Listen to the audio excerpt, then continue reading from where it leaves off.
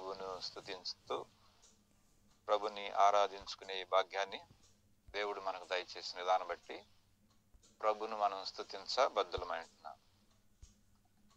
ఈ ఉదయకాల సమయంలో దేవుని వాక్యంలోంచి ఒక మాట చదువుకుందాం. 2 సమూయేలు 23వ అధ్యాయము 5వ వచనం చదువుకుందాం. నా సంతతి వారు దేవుని దృష్టికి అనుకూలులే గదా, ఆయన నాతో నిత్య నిబంధన చేసి ఉన్నాడు. ఆయన నిబంధన సర్వ సంపూర్ణమైన నిబంధనే, అది స్థిరమాయను. దేవునికి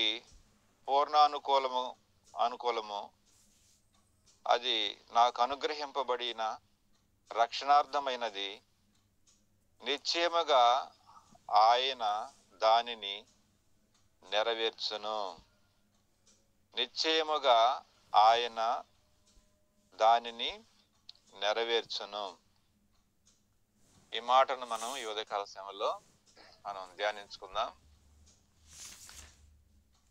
దేవుడి దివ్యమైన లేఖన భాగాన్ని మన కొరకై దీవించి ఆశీర్వదించును గాక. ఈ ఉదయకాల సమయంలో మరి ఈ చదవబడిన వాక్యము ఇది దావీదు రచించిన చివరి మాటలని మనకి 23వ అధ్యాయంలో మొదటి వచనంలో మనం చూస్తాం. చివరి మాటలు అయితే చివరి మాటలు చాలా ప్రాముఖ్యమైన మాటలని మనకు తెలుసు. చివరి మాటలు ఇవి చాలా ప్రాముఖ్యమైన మాటలని ఇవి మనం అర్థం చేసుకోవాలి. అయితే ఏమని దావీదు మాట్లాడుతున్నాడంటే, నా సంతతి వారు దేవుని దృష్టికి అనుకూలే కదా. చూసావా, చక్కని మాట. ఇది ఇంగ్లీష్ లో ఎలా ఉందో కానీ ఎలాగో ట్రాన్స్లేట్ ఉందో కానీ చాలా చక్కని మాట ఇది. నా సంతతి వారు దేవుని దృష్టికి అనుకూలులే కదా అని అంటున్నాడు. అంటే దావీదు ఉద్దేశం ఏంటంటే, తన సంతతి వారందరూ కూడా దేవుని సన్నిధిలో, దేవుని వాక్యానుసారముగా, దేవుని చిత్తంలో, దేవుని ఏర్పాటులో, దేవుని యొక్క ఉద్దేశంలో తన కుటుంబం అంతా కూడా ఉండాలి అనేటువంటిది ఉండాలని ఆయన యొక్క కోరిక అయి ఉందన్నమాట. మరి దేవుని ఉద్దేశంలో ఉండటానికి, దేవుని చిత్తంలో ఉండటానికి దేవుడు చేసిన కార్యాన్ని జ్ఞాపకం చేసుకుంటున్నాడు. ఆయన నాతో నిత్య నిబంధన చేసి ఉన్నాడు. ఆయన నిబంధన సర్వ సంపూర్ణమైన నిబంధనే, అది స్థిరమాయను. పూర్ణానుకూలముగాను అది నాకు అనుగ్రహింపబడిన రక్షణార్థమైనది. నిశ్చయముగా దానిని నెరవేర్చును. ఖచ్చితంగా చెబుతున్నాడు దావీదు. నా కుటుంబం దేవుని సన్నిధిలో నిశ్చయముగా ఉంటదని ఖచ్చితంగా చెప్పగలుగుతూ వస్తున్నాడు. ఇది చాలా ప్రాముఖ్యమైనటువంటిది. ఇది ప్రార్థనతో కూడింది. ఆ నిశ్చయముగా ఆయన దానిని నెరవేర్చును అని అంటున్నాడు. నేను వెళ్ళిపోయే టైం దగ్గర అయినప్పటికీ నా కుటుంబాన్ని దేవుడు వదలడు, నన్ను వదలడు. నేను నా కుటుంబము నిశ్చయముగా దేవుని సన్నిధిలో ఉంటాం. దేవుడు వాగ్దానం చేశాడు అని నిశ్చయముగా ఆయన చెప్పగలుగుతూ వస్తున్నాడు దావీదు. ఇటు ఏర్పాటు ఈ రోజున ఎంతమందికి ఉంది? ఈ వాగ్దానం యొక్క దావీదు ఈ తరం వారికి అందించిన ఈ మాటను బట్టి ప్రభువుని ఎంతగానో స్తుతించబద్ధులమై ఉంటున్నాము, ఆయన ఆరాధించబద్ధులమై ఉంటున్నాము. ఈ రోజున ఎంతో మంది మరి మందిరాలకు, దేవుని సన్నిధికి, సహవాసాలకు వస్తున్నారు. కానీ ఎంతమంది ఈ వాగ్దానాన్ని చేపట్టుకొని నిజంగా ఆ ప్రకారంగా ఉండగలుగుతున్నారు? నేను ఒక విశ్వాసిని అడిగాను, అమ్మా నీతో ప్రభు మాట్లాడుతున్నాడా అని అంటే చాలాసేపు తౌళ్ళాడుకున్నా. ఆ విశ్వాసి చాలాసేపు తౌళ్ళాడుకుంటా ఉందన్నమాట. నీతో మాట్లాడుతున్నాడా? మాట్లాడితే ఏం మాట్లాడుతున్నాడు? మాట్లాడిన దానికి ఏం మాట్లాడుతున్నాడు? మాట్లాడింది నువ్వు చేయాలి, ఎలా చేయగలుగుతున్నావు, చేస్తున్నావా అని అంటే తౌలాడుకుంటా ఉన్నారు. 30 సంవత్సరాలు విశ్వాసి. ఏమి ఏమి ఏ ఏ ఏర్పాటు ఉంది నీ దేవుని ఎదుట? నీవు చెప్పు. చాలా అవమానం కదా, బాధకరమైన విషయం కదా. ఈ రోజున నిశ్చయముగా నువ్వు చెప్పగలవా? బైబిల్లో మొత్తం మీద 249 సార్లు నిశ్చయము నిశ్చయం అని చెప్పబడింది. కొత్త నిబంధనలో ఓన్లీ కొత్త నిబంధనలోనే న్యూ టెస్ట్మెంట్ లో 87 సార్లు నిశ్చయము నిశ్చయమని మాట రాయబడింది. నిశ్చయముగా దావీదు చెబుతున్నాడు. నిశ్చయముగా ఏమన్నాడు? నిశ్చయముగా ఆయన దానిని నెరవేర్చును. నిశ్చయముగా ఆయన దానిని నెరవేర్చును. ఆయన నెరవేరుస్తానన్నాడు నా విషయంలో అని చెప్పగలుగుతూ వస్తున్నాడు అన్నమాట. ఆయన నెరవేర్పులోనే నేను ఉన్నాను, ఆయన ఏర్పాటులోనే నేను ఉన్నాను, ఆయన నిబంధనలోనే ఉన్నానని చెప్పేసి ఆయన చెప్పగలుగుతూ వస్తున్నాడు అన్నమాట దావీదు. ఎంతో గొప్ప ఏర్పాటు అది. కాబట్టి మరి తన కుటుంబం అంతా కూడా దేవునికి అనుకూలంగాను, దేవుని నిత్య నిబంధన కిందను ఆయన యొక్క సర్వ సంపూర్ణత కిందను మరి స్థిరముగా, పూర్ణ అనుకూలముగా, రక్షణార్థమైనదిగా మరి నిశ్చయముగా దేవుడు దాన్ని నెరవేరుస్తాడని ఖచ్చితంగా చెప్తున్నాడు. ఆ విషయాలు మనం గమనించాల్సిన వారిగా ఉంటున్నాం. అయితే నేను ఈ దినం మనం కొన్ని నిశ్చయితలు అన్నమాట, ఖచ్చితంగా ఉండాల్సినటువంటి నిశ్చయితల గురించి నేను కొన్ని విషయాలు మీ గమనానికి నేను తీసుకురావాలని నాకు ఎంతో సంతోషంగా ఉందన్నమాట. ఈ రోజున నువ్వు క్రైస్తవ జీవితంలో ఏదో మందిరానికి బైబిల్ పట్టుకొని వస్తున్నావు అంటే కాదు, కానీ చాలా మంది వాళ్ళు స్థిరత్వంలో లేరు, వాళ్ళు నిజంగా నిశ్చయితలో లేరు. చాలా మంది వారెవరో మనం గమనించాలి. వారిని గురించి మనం హెచ్చరిక చేసేవారుగా ఉండాలి. వారిని సరైనటువంటి విధానంలో పెట్టేవారంగా ఉండాలి. ఈ విషయాన్ని మనం జ్ఞాపకం చేసుకోవాలి. కాబట్టి సరైన నిశ్చయిత అనేది లేదన్నమాట, నిశ్చయిత కింద లేరు అన్నమాట. కొన్ని నిశ్చయితల గురించి నేను జ్ఞాపకం చేస్తాను. ప్రాముఖ్యంగా ఉండవలసినటువంటి కొన్ని నిశ్చయితలు. కీర్తనల గ్రంథం 23వ అధ్యాయము 1, 2, 3 వచనాల్లో నేను చదువుతాను ఒక మాట చూడండి. కీర్తనల గ్రంథం 23వ అధ్యాయము కొన్ని నిశ్చయితల గురించి నేను చెబుతాను అన్నమాట. యెహోవా నా కాపురి, నాకు లేమి కలగదు. పచ్చిక గల చోట్ల ఆయన నన్ను పరుండ చేయుచున్నాడు. శాంతికరమైన జలం యొద్ద ఆయన నన్ను నడిపించున్నాడు. నా ప్రాణములకు ఆయన సేద తీర్చుచున్నాడు. ఈ మాటలన్నిటిని బట్టి నేను ఒక మాట చెప్తా. ప్రభు యొక్క నడుపుదలలో నేను ఉన్నాను. నిశ్చయిత ఉందా నీకు? ప్రభు నన్ను నడిపిస్తున్నాడు. వేరొకళ్ళ ద్వారా నేను నడుపుదలలో లేను. నేను ప్రభువే నన్ను వాడుతున్నాడు. నా నడక, నా పడక అంతా కూడా ఆయనే. కాబట్టి ఆయన నడుపుదలలో ఉంటే ఎట్లా ఉంటదంటే, లేమి కలగకుండా సమృద్ధిలో ఉంచుతాడు. ఆత్మీయతను సమృద్ధిలో ఉంచుతాడు. ఆయన నిన్ను పచ్చిగల చోట్ల పరుండు చేస్తాడు. శాంతికరమైన జలం యుద్ధ నడిపిస్తాడు. ఆయన నీ ప్రాణమును సేద తీరుస్తాడు. తన నీతి మార్గములో నిన్ను నడిపిస్తాడు. ఆయన నడుపుదల ఉందా? చెప్పాలి, అబద్ధం ఆడకుండా చెప్పాలి. మనం విశ్వాసిని అడగాల. మనం నువ్వు దేవుని నడుపుదల నీకుందా అని అడగాల. నువ్వు మాట్లాడే మాట, నువ్వు చేసే ప్రతి పని, నువ్వు చేసే ఆరాధన, నువ్వు చేసే ప్రార్థన, అది దేవుని నడుపుదల కింద ఉందా అని అడగాల. దేవుని నడుపుదల కింద లేకపోతే అది చాలా ద్రోహం అన్నమాట. దేవునికి అన్యాయం చేసినట్లు, నిన్ను నువ్వు మోసగించుకున్నట్లు, నిన్ను నువ్వు పాడు చేసుకున్నట్టే. ఈ రోజున చాలా మంది దేవుని నడుపుదల కింద లేరు. దేవుడు నడిపిస్తున్నాడు, నన్ను వాడుకుంటున్నాడన్న నిశ్చయత లేదు, వదిలేశారు. అది పోయింది, ఎప్పుడో పోయింది అది. కాబట్టి మనం జ్ఞాపకం చేసుకోవాలి. అందుకని దావీదు నిశ్చయంగా చెబుతున్నాడు, నేను నా దేవుని నడుపుదలలో ఉన్నాను అని చెప్పగలుగుతూ వస్తున్నాడు. దేవుడు నన్ను నడిపిస్తున్నాడు. 23వ కీర్తన ఎంతో మంది కంఠస్థం చేస్తారు, ఎంతో మంది ఇది చేస్తుంటారు. దాంట్లో ఉన్న సారం ఏంటి అంటే, నేను నా దేవుని నడుపుదల కింద ఉన్నాను. నేను నా నడుపుదలలో నేను లేను.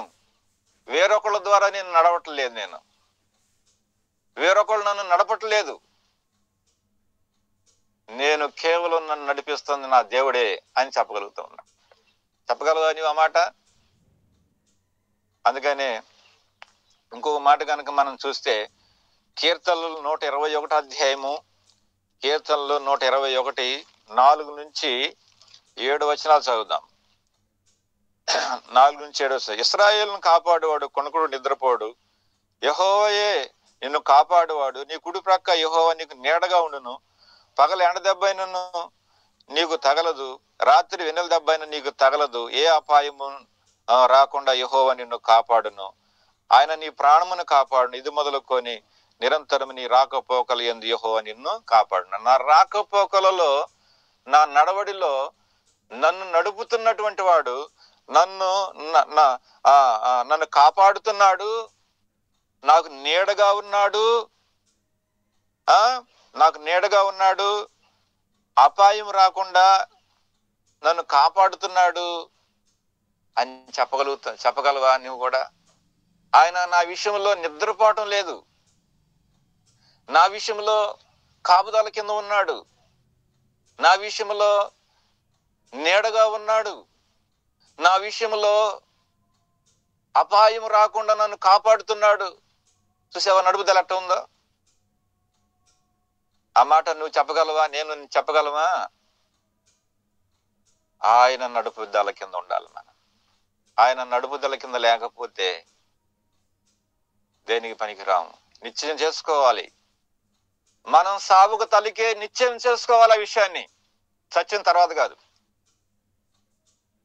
మనం సావుకు తలికే దేవుని నడుపుదల కింద నేను ఉన్నాను అన్న నిశ్చయం చేసుకోవాలి. ఆ నిశ్చయత లేకపోతే రేపు నువ్వు ఇబ్బంది పడతావు. రెండవ నిశ్చయత గురించి, ఆయన నడుపుదలైనటువంటి నిశ్చయత, రెండవ నిశ్చయత చూద్దాము.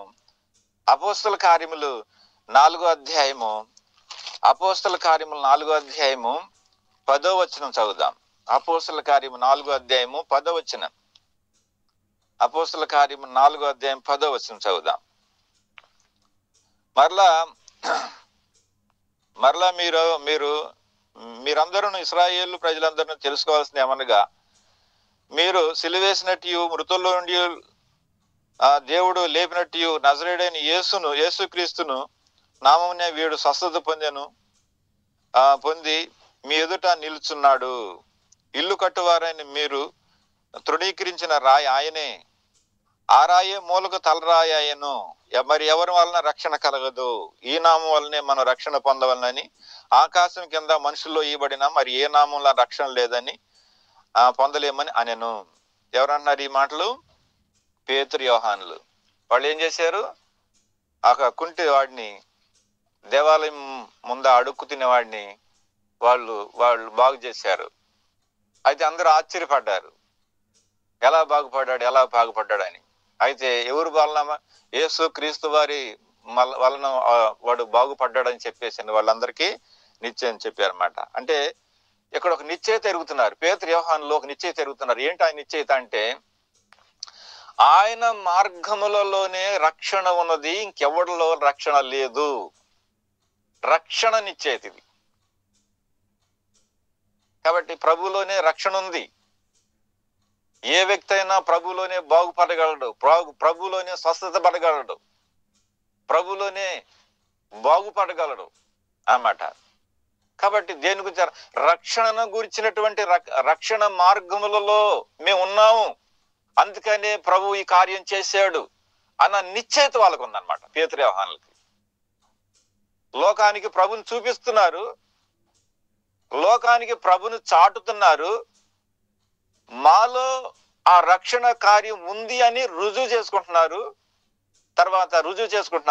అంతేకాదు ఆయన మార్గములలో మేము నిలబడి ఉన్నామన్న సంగతి అన్నది నిశ్చయిత వాళ్ళకు చూపిస్తున్నారు అన్నమాట. వీళ్ళేంటి ఇంత గొప్ప కార్యం చేయటం ఏంది అని చెప్పేసి ప్రజలందరూ ఆశ్చర్యపడుతూ ఉన్నప్పుడు వాళ్ళు కన్ఫర్మేషన్ చేసుకుంటుంది ఏంటంటే, మేము రక్షణ మార్గంలో ఉన్నాం, మా దేవుడు మా పక్షాన నుండి మేము చేయవలసిన కార్యాలు ఆయన జరిగిస్తున్నాడు అని చెప్పేసి వాళ్ళు రక్షణ నిశ్చయితలో ఉన్నట్లుగా చెప్తున్నమాట. ఈ రోజు నువ్వు రక్షణ నిశ్చయితలో ఉంటే నువ్వు ఎవరికి సహాయపడగలుగుతున్నావు? ఎవరిని బాగు చేస్తున్నావు? ఎవరి దగ్గరికి వెళ్ళగలుగుతున్నావు? ఎవరిని దేవుని ఏర్పాట్లోకి తీసుకురాగలుగుతున్నావు? వాళ్ళు ఆ రక్షణ మార్గానం అనేటువంటి ఆ స్థితిలో ఉన్నారు కాబట్టి ఆ పని చేయగలుగుతూ వచ్చారు, లేకపోతే చేయలేరు వాళ్ళు. కాబట్టి రక్షణ నిశ్చయిత చాలా అవసరం. ఈ రోజున మేము రక్షణ పొందాం ఏం పొందావు? నీ రక్షణ 20-30 సంవత్సరాలు పెట్టి మందిరానికి తగలాడుతున్నావు. ఒకడన్నా వచ్చాడా మందిరానికి?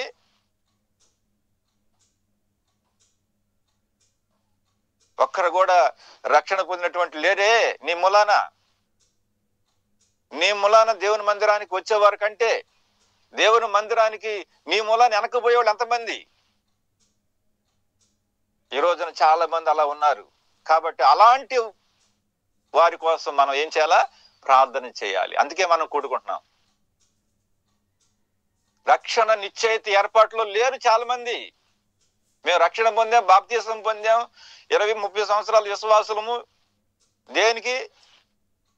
20-30 సంవత్సరాల విశ్వాసం దేనికి? ఒక్కడు రాలేదు నీ మూలాన మందిరానికి, దేవుని సన్నిధానానికి. ఎక్కడ రక్షణ నిశ్చయిత? నీకేది? నీకు రక్షణ నిశ్చయిత ఉంటే ఈ కార్యాలు జరగాల. వాడు కుంటివాడు, ఎన్నో సంవత్సరాలు పెట్టి అడుగు తింటున్నాడు. వాడు అక్కడ వాడి స్థితి బాగలేదు, వాడి స్థితి మారిపోయింది, వాడు ఆరోగ్య స్థితులు మారిపోయింది. వాడు దేవుని మందిరంలోకి వెళ్ళి దేవుడిని స్తుతిస్తున్నాడు వాడు. మరి నీ మూలన నా మూలన అవి జరుగుతున్నాయా? రక్షణ నిశ్చయితలో నువ్వు ఉంటే. కాబట్టి రక్షణ నిశ్చయిత చాలా అవసరం. రక్షణ నిశ్చయిత లేకపోతే సంఘాలు ఖాళీ అయిపోతాయి, ఆత్మలు ఉండవు అక్కడ, ప్రభు బిడ్డలు ఉండరు అక్కడ. ఈ రక్షణ నిశ్చయిత చాలా ఇంపార్టెంట్ మనకి. ఒకటి, దేవుడు నన్ను నడిపిస్తున్నాడు అనేటువంటి నిశ్చయిత. రెండోది, నా దేవుడు నన్ను రక్షించుకున్నాడనే నిశ్చయిత ఉండాలి. రెండవ నిశ్చయిత ఇది. మూడో విషయాన్ని జ్ఞాపకం చేస్తాను. రోమియోలు రాసిన పత్రిక 15వ అధ్యాయము 1-2 వచనాలు చదువుకుందాం. రోమియోలు రాసిన పత్రిక 15వ అధ్యాయము 1-2 వచనాలు చదువుదాం. కాగా బలవంతులమైన మనల్ని మనమే సంతోషపరచుకొనగా బలహీనలు దౌర్బల్యం భరించ బద్దులమై ఉన్నాము. తన పొరుగువానికి క్షేమాభివృద్ధి కలిగినట్లు మనలో ప్రతివాడు మేలైన దాని అందే అతను సంతోషపరచవలను. క్రీస్తు కూడా తను సంతోషపరచుకోవడానికి లేదు, కానీ నిన్ను నిందించిన వారి నిందలు నా మీద పడిన రాబడినట్లు ఆయనకు సంభవించాను. ఏంటి ఇదంతా అంటే? పౌలు ఇదంతా ఎందుకు చెబుతున్నానంటే, విశ్వాస విషయంలో బలహీనులైనటువంటి వారిని చేర్చుకోండి అని అర్థం అనమాట. నీకు నిజమైన విశ్వాసం ఉంటే, నువ్వు నిజంగా ప్రభువుని నమ్మితే, నీ నిజంగా విశ్వాసత యొక్క నిశ్చయితలుగా నువ్వు ఉంటే ఏం చేయాలి అంటే, మీలో బలహీనమైనటువంటి వారిని చేర్చుకోండి అని అంటాడు ఇక్కడ పౌలు. కాబట్టి విశ్వాసం యొక్క ఉనికిలో నేను ఉన్నాను అన్న రుజువు ఉండాలి నీకు అక్కడ. అది నేను దేవుని నమ్ముతున్నాను, విశ్వసిస్తున్నాను అంటే కాదు. విశ్వాసం యొక్క నిశ్చయిత కావాలి, అక్కడ రుజువులు కావాలి. నేను విశ్వసిస్తున్నా అంటే విశ్వసించావని అంటానికి రుజువు ఏంటి? ఆ రుజువులు కావాలి. అది కాబట్టి నేను ఆయన విశ్వాసతలోనే ఉన్నాను, నేను బక్కగా పోలేదు, తొలగిపోలేదు, పడిపోలేదు, నేను ఆ విశ్వాసత యొక్క ఆ ఉనికిలోనే ఉన్నాను, ఇంకా నేను బయటికి పోలేదని అనటానికి రుజువులు కావాలి. ఈ రోజున రుజువులు లేకుండా ఎందుకు? దేనికి మనకు వస్తాం రుజువు లేకుండా చెప్పండి? కాబట్టి ఈ విషయాన్ని మనం జ్ఞాపకం చేసుకోవాలన్నమాట. తర్వాత ఇంకొక వాక్యం కూడా చదువుదాం. హెబ్రీ రాసిన పత్రిక 10వ అధ్యాయము 22వ వచనం చదువుకుందాం. హెబ్రీ రాసిన పత్రిక 10వ అధ్యాయము 22వ వచనం చదువుతాను. 10వ అధ్యాయము 22వ వచనం. మనసాక్షి కల్మషము తోసుకున్నట్లు ప్రోక్షించబడిన హృదయములు గలవారమును నిర్మలమైన ఉదకముతో స్నానం చేసిన శరీరములు గలవారమునై ఉండి విశ్వాస విషయంలో సంపూర్ణ నిశ్చయత కలిగి యథార్థమైన హృదయముతో మనము దేవుని సన్నిధానానికి చేరగలుగుము. వాగ్దానం చేసిన వాడు నమ్మదగిన వాడు కనుక మన నిరీక్షణ విషయమై మనం ఒప్పుకున్న దాన్ని నిశ్చలముగా పట్టుకుందాము. కొందరు మానుకున్నట్టు అన్నమాట. కాబట్టి మనసాక్షి కల్మసము తోసుకున్నట్లు ప్రోక్షించబడిన హృదయముల గలవారమై అంటాడు అన్నమాట. కాబట్టి విశ్వాసత యొక్క నిశ్చయత అనేది చాలా అవసరం. చూసావా ఇక్కడ విశ్వాసత యొక్క నిశ్చయత ఇంకా క్లియర్ గా మనం చదవాలంటే యాకోబు రాసిన పత్రికల్లో కూడా 2వ అధ్యాయము 26వ వచనంలో ఉంటది. ఏమంట, ప్రాణము లేని శరీరం ఎలాగూ మృతమో అలాగే క్రియలు లేని విశ్వాసం కూడా మృతం అంటాడు. అది సింపుల్ గా అందరూ అర్థమయ్యేటట్లుగా యాకోబు గారు రాసేసాడు అన్నమాట. ప్రాణము లేని శరీరం ఎలాగూ మృతమో క్రియలు లేని విశ్వాసం కూడా మృతం అన్నమాట. నువ్వు మరి నీలో విశ్వాసం ఉన్నట్లుగా క్రియలతోనే రుజువు చేసుకోవాలి, తప్పదు. అబ్రహంగా రుజువు చేసుకున్నాడు. మన పితరులు అలాగనే రుజువు చేసుకుంటూ వచ్చారు విశ్వాసం ఉందని. కాబట్టి విశ్వాసం అనేది క్రియల ద్వారానే రుజువు అయింది. ఈ రోజున దేవుని కోసం ఏ కార్యాలు క్రియలు చేయగలుగుతున్నావు? తమ దేవుని ఎరుగు వారు బలము కలిగి గొప్ప కార్యములు చేయదురని దేవుని వాక్యంలో రాయబడింది కదా. మరి ఈ రోజున దేవుని కోసము, ఆయన సంఘ పక్షమున, సంఘ క్షేమాభివృద్ధి కోసం నీ విశ్వాసితను ఎలాగో వాడుకుంటున్నాం మనం? వాడుకునే వాళ్ళు ఉన్నారు అసలు సంఘాల్లో? అలాంటి వాళ్ళు లేరు కాబట్టి మనం ప్రార్థన చేయాలి వాళ్ళ కోసం. కాబట్టి ఏ విషయాలు మనం జ్ఞాపకం చేసుకోవాలి. కాబట్టి దేవుడు నన్ను నడుపుతున్నాడు అనే నిశ్చయత, ఆయన రక్షణ మార్గంలోనే నేను ఉన్నాను, నేను బయటకు తొలగలేదనేటువంటి నిశ్చయత. మూడోది, ఆయన విశ్వాసితలోనే నేను నడుచుకుంటున్నాను అనేటువంటి నిశ్చయత కావాలి. మూడో నిశ్చయత జ్ఞాపకం చేసుకుందాం. 1 యోహాను 2వ అధ్యాయం 13వ వచనం చదువుకుందాం. 1 యోహాను 2వ అధ్యాయం 13వ వచనం చదువుకుందాం. తండ్రులారా, మీరు ఆది నుండి ఉన్నారని ఎరియున్నాను గనుక మీకు రాయిచున్నాను. యవనస్తులారా, మీరు దుష్టుని జయించున్నారు గనుక మీకు రాయిచున్నాను. లోకాన్ని జయించేటువంటి జయ జీవితము కూడా నేను లోకాన్ని, పాపాన్ని, లోకములో ఉన్నటువంటి అపవిత్రతను నేను జయిస్తున్నాను, జయించగలుగుతున్నాను అనేటువంటి నిశ్చయిత ఉందా?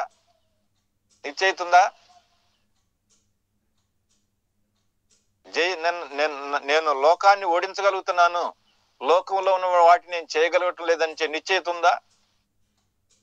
ఈ రోజున చాలా మంది చూడండి, జయ జీవితం లేదు క్రైస్తవులకే.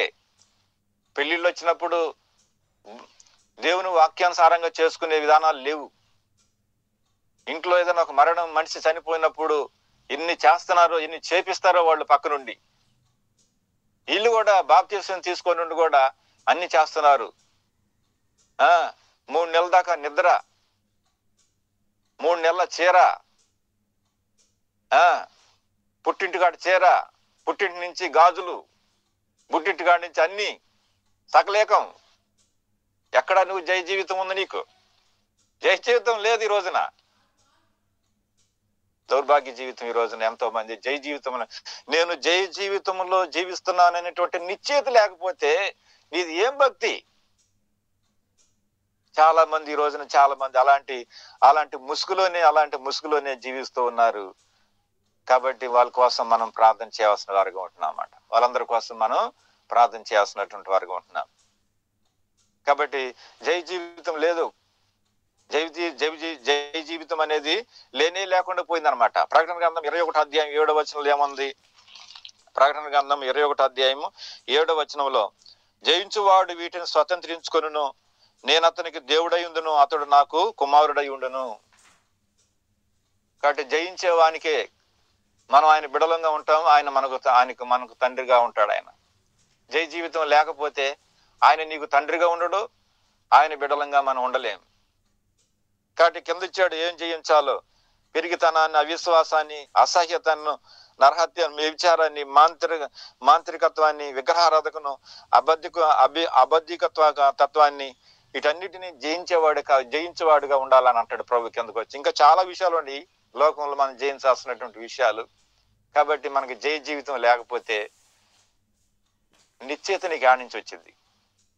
కాబట్టి జయ జీవితాన్ని జీవిస్తున్నానన్నటువంటి నిశ్చయిత నీకు ఆడ ఉండాల. లేకపోతే నువ్వు అనేకులకు ఆశీర్వాదకరంగా, దీవెనకరంగా ఉండలేవు, మహిమార్థంగా ఉండలేవు, దేవునికి సంతోష పెట్టలేవు, దేవుడిని ఆనంద పెట్టలేవు అనమాట. చివరిగా ఒక విషయాన్ని జ్ఞాపకం చేసుకుందాం. మరి 1 యోహాను 15వ అధ్యాయము ఐదో అధ్యాయము, మొదటి యోహాను 5వ అధ్యాయము 15వ వచనం అండి. 15వ వచనము, మొదటి యోహాను 5వ అధ్యాయము 15వ వచనం. మనం ఏది అడిగినను ఆయన మన మనవి ఆలకించునని మనం ఎరిగిన ఎడల మనం ఆయనను వేడుకున్నవి మనకు కలిగి ఉన్నవని ఎరుగుదుము. ఇదేంటంటే నా ప్రార్థన దేవుడు ఆలకించి ఖచ్చితంగా నాకు ఆన్సర్ ఇస్తాడు అనేటువంటి నిశ్చయిత అక్కడ చూసావా, నిశ్చయిత అనమాట. యోహాను గారు ఈ మాట లోకానికి అందించడంలో నేను ఎంతో సంతోషిస్తున్నా. ప్రభు నా మాట వింటాడు, ఖచ్చితంగా నాకు ఆన్సర్ దయచేస్తాడు. అది ఏది అడుగుతున్నామో అది ఆయన మన వేడుకున్నవి మనకు కలిగినవని ఎరుగుదుమని అంటాడు. ఎంత నిశ్చయిత అబ్బా, ఎంత నిశ్చయిత, మామూలు నిశ్చయిత కాదమ్మా. ఆ నిశ్చయితతోనే మనం ప్రార్థన చేస్తున్నాం. నా ప్రార్థన ఆలకిస్తాడు, నా ప్రార్థనకు జవాబిస్తాడు, నా ప్రార్థన వింటున్నాడు ఆయన, ఖచ్చితంగా ఆయన నాకు ఆన్సర్ ఇస్తున్నాడు అనేటువంటి నిశ్చయిత కావాలన్నమాట. నా ప్రార్థన అది వ్యర్థంగా పోదు, నా ఆరాధన వ్యర్థంగా పోదు అనేటువంటి నిశ్చయిత కావాలి. ఇలాంటి నిశ్చయిత మనం కావాలి. అందుకని దావీదు మరోసారి ఆ విషయాన్ని మనం జ్ఞాపకం చేసుకుందాము. నా కుటుంబాన్ని దేవుడు ఆయన సన్నిధిలో ఉండాలని, చూసావా, నా సంతతి వారు దేవుని దృష్టికి అనుకూలులే కదా అంటాడనమాట. ఇంగ్లీష్ లో ఈ మాట చాలా చక్కగా ఉంది అన్నమాట. ఇంగ్లీష్ బైబిల్లో కూడా అంటారు, ఏమంటాడంటే, for does not my house stand so with God అంటాడు. అంటే నేను నా దేవుని సన్నిధిలో నిలిచి ఉన్నాం, మేము పడిపోయి లేము, నిలిచి ఉన్నాం మేము, చూసావా.